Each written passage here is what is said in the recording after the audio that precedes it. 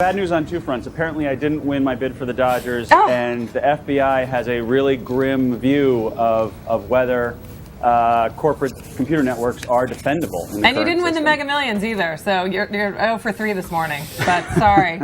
But anyway, you've got a lot of information to tell us on this story, which is very serious and disturbing for a lot of folks. So tell us what the FBI's top cyber cop is saying, really, about this war on cybercrime. Well, he said, quite simply, we are not winning. And he said the current system of, companies trying to build walls that keep out hackers and the FBI responding when they detect a breach is unsustainable, in his words. Unsustainable, and then you never get truly secure. And, I think he speaks with a certain level of frustration because I think he feels like companies themselves and company leadership oftentimes doesn't do everything they can to protect their systems, and then the FBI gets called in to try and fix a situation that wasn't that great to begin with. Interesting. We've seen, obviously this seems like somewhat of a governmental issue and not just the FBI. The SEC has had similar issues looking at insider trading and other places where the technology simply wasn't good enough for the government to police it. And do you think that there's something that broadly can be done? Did he sort of speak anything about more than just their issues of tackling what appears to be a governmental issue when it comes to regulating what's going on in the world? Right, and the SEC is trying in its own space to deal with this, and they've created a rule that says, well, you have to disclose a material breach, a breach of your system that has a material effect. The challenge is that people in government look at that and they think, frankly, it's up to the company to decide what is material, and they're not completely. Some folks I've spoken to aren't completely comfortable with that.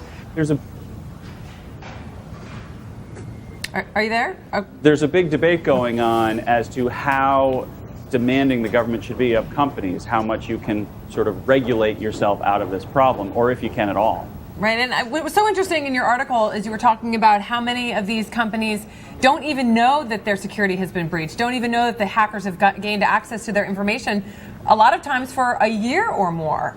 So if they're not even aware that this is happening, it just seems like an even sort of higher stumbling block to get over to prevent it if they aren't aware that their systems are so insecure.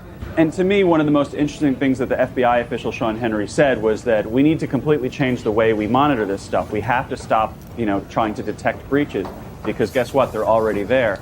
You need to monitor these systems with the assumption that you're already been breached and you will always be breached. And I think that's a hard thing for a lot of people to realize, the consequences of that and the implications of that. But, he sees the classified information on this stuff every day. And what's interesting is he has a very dark view as to what the hackers' capabilities are. He says they're just offense always beats defense, and we've been playing defense too long, is the way he put it.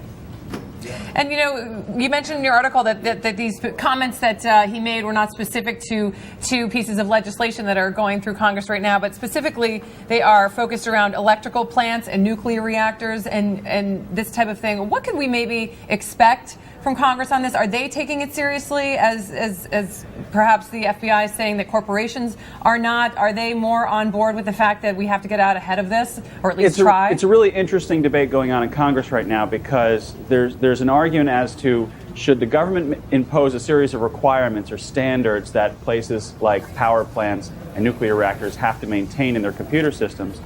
And there's a view among the business community that says, you know what, a new regulatory structure is not going to help. But if you talk to plenty of people in the government cybersecurity space, they will tell you, actually, that's exactly what we need.